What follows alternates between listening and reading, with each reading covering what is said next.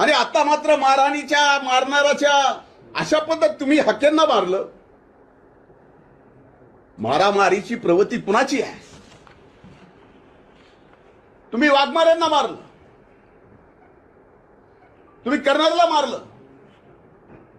अशा किती उदाहरणं देऊ की तुम्ही एवढ्या सगळ्या लोकांना मारलं आणि आता मात्र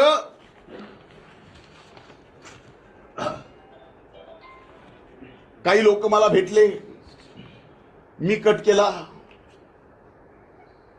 मी त्याच्या पाठीमागे, माझ्या जीवाला धोका आहे। आता इथं परळीची मायबाप जनता सुद्धा बसलेली आहे,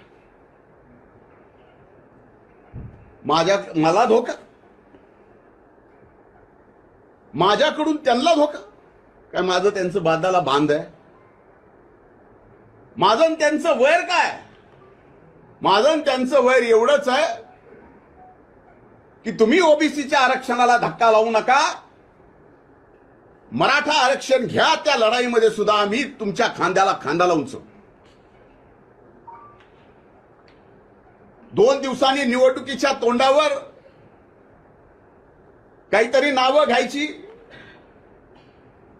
आता मी गेस्ट हाऊसला दर सोमवारी बसतो, अनेक सहकारी आहेत, अनेक जण येतात, भेटतात, बोलतात, कुणाला बाजूला जाऊन बोलावं लागतं। आता जे अटक केले त्यापैकी कुणी मला भेटला असेल, बाजूला जाऊन बोलला असेल। मी सामान्य सरळ माणूस आहे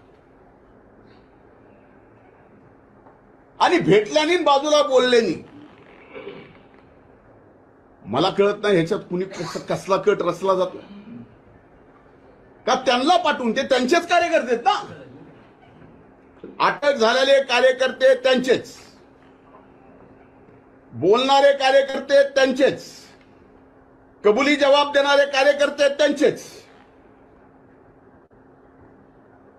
आणि आरोप मात्र पूर्ण माझ्यावर करतात। आणि अशा बाबतीत कट करण्याचं म्हणजे कम्प्लिटली मला माझ्या जीवनामध्ये एक मर्डरर म्हणून माझी इमेज अशा पद्धतीची ते तयार करतायत।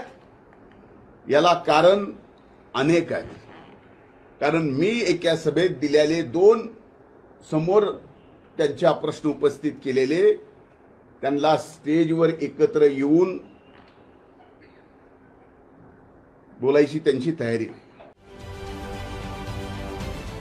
महाराष्ट्रातील सर्व बातम्यांचे विश्वासार्ह व्यासपीठ,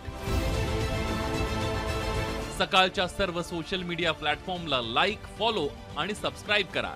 तसंच सर्व नोटिफिकेशनसाठी बेल आयकॉन प्रेस करायला विसरू नका।